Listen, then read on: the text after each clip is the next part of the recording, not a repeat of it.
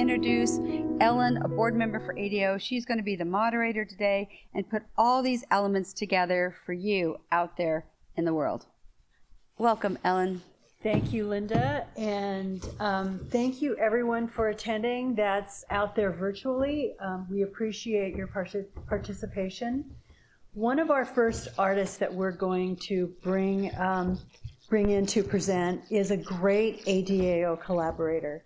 His name is Earl Dotter. He is a photographer and a creator of exhibit badges called A Memorial Tribute to Asbestos Workers.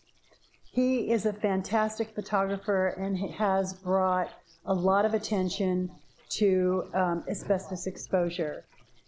And now I'd like to introduce you to Earl. I thank you, Ellen. I thank you, Linda, for this opportunity. Our 2022 theme, Art, Advocacy, and Action, is powerfully expressed by ADAO members whose life experience with asbestos has empowered them. On the 100th anniversary of Dr. Irving Selikoff's birth, the original asbestos ban advocate, the first badge's memorial tribute to asbestos workers poster and exhibit was launched in 2015.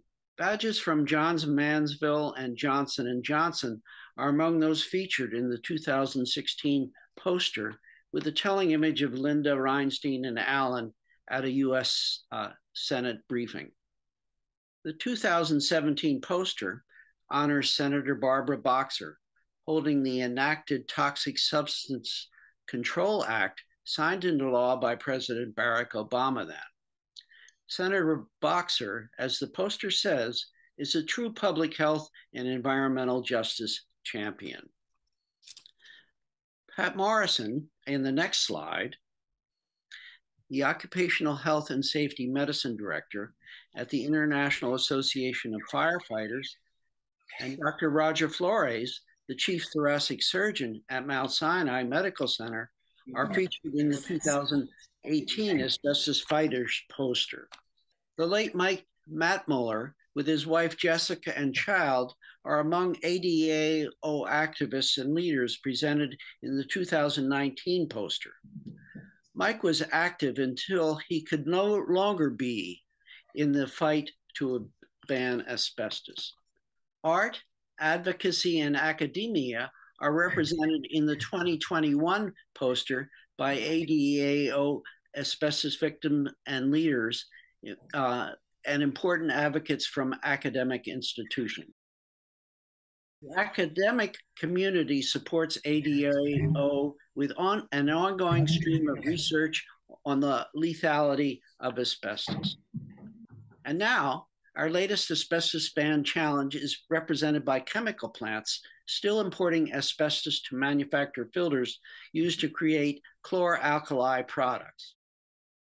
You are about to enter Louisiana's chemical alley. Best not to breathe deeply. Billboards proclaim Dow Chemical's 125 years of operation. Dow is one of the chemical company asbestos use offenders.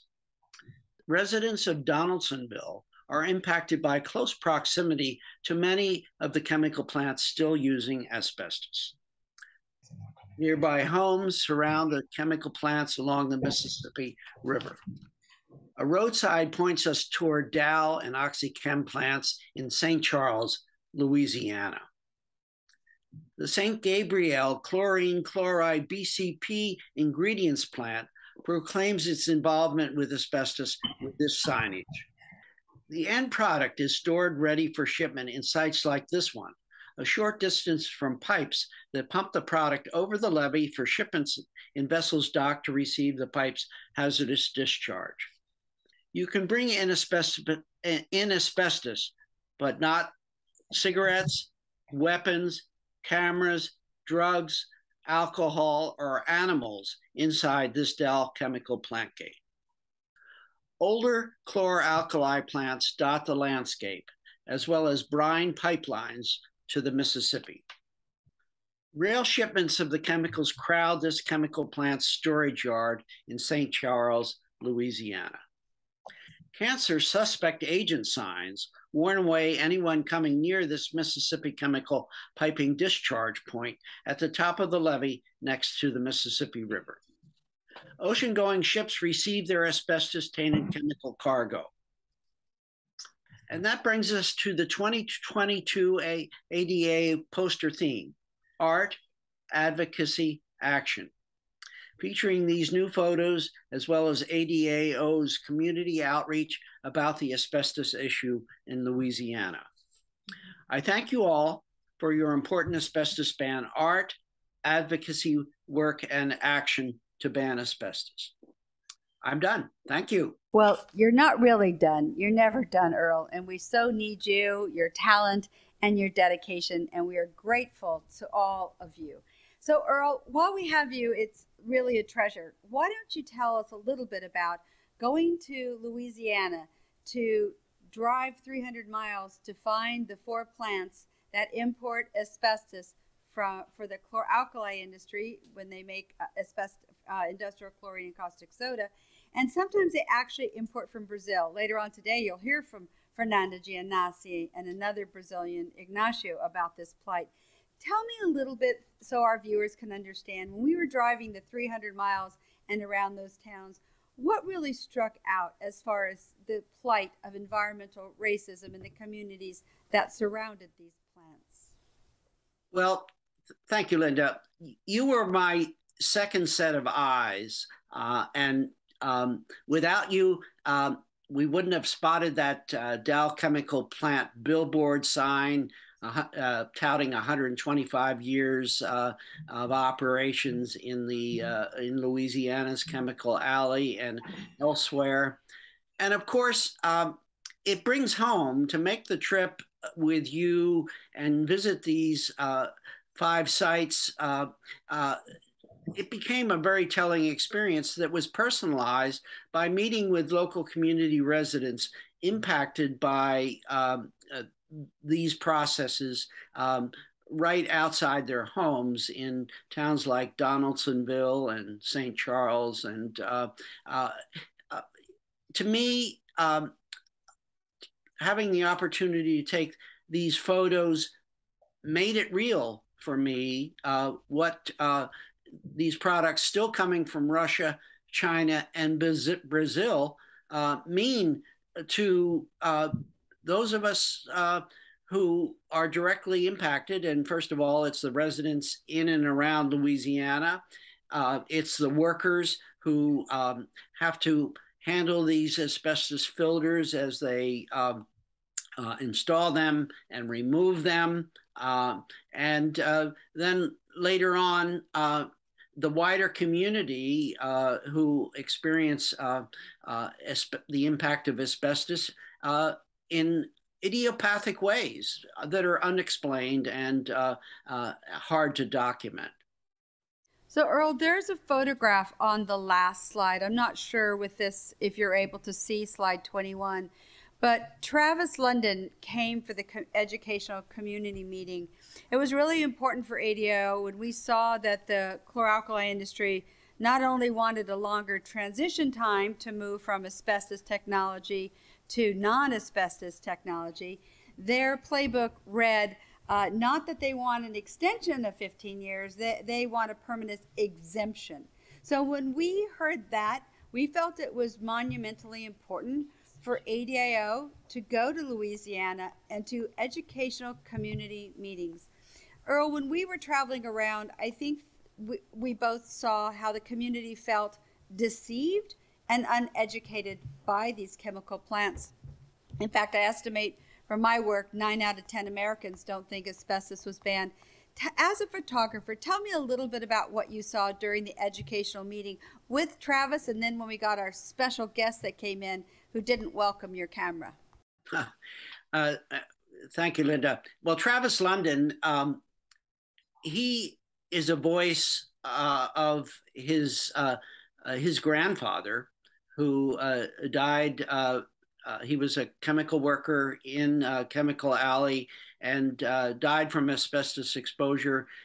And so that empowered Travis to speak up, to step up and reach out to us and be part of our community meeting in Chemical Alley that was visited by a spy, a chemical worker himself at the management level who wanted to find out all he could to transfer that information back to these chemical companies who I'm calling asbestos offenders.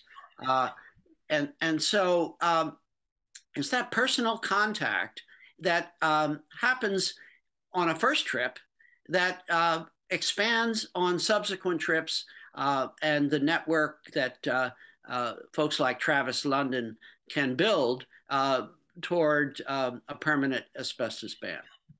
All right, let me ask you that hard-hitting question, Earl. When I say it's time to go to Houston so we can go down and do our research around the Olin and OxyChem plants, are you going to say yes?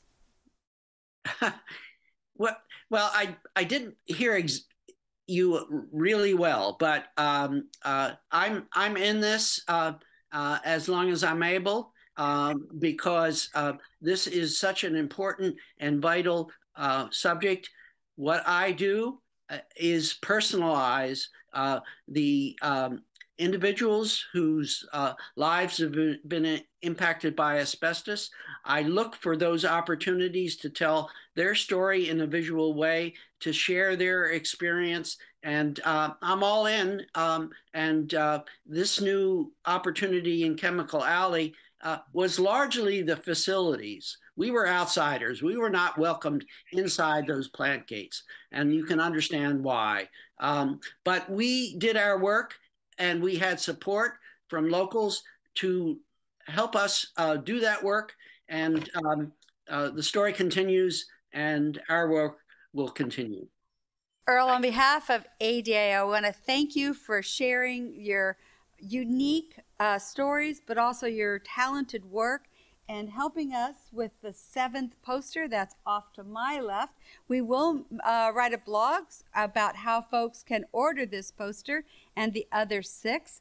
And on behalf of all of us, Earl, you're a tremendous ally, colleague, and dear friend. Thank you for being you, Earl. Well, thank you. And seeing Matt Muller's image, a friend of mine from the first time we sat down together at the ADAO banquet in 2015, and I saw a healthy man, a beautiful wife, Jessica, and my wife Deborah said, "Why are you here?"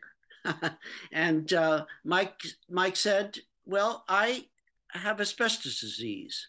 And tragically, Mike is no longer here with us at this meeting today. And that's why you're here, Linda. That's why I'm here. And that's why everybody who is tuned in to this Zoom meeting is here, because these tragedies continue. And we've lost a beautiful man, Mike Matt Muller, who we all knew personally, who we loved and appreciated, and that empowers us. Let's keep at it.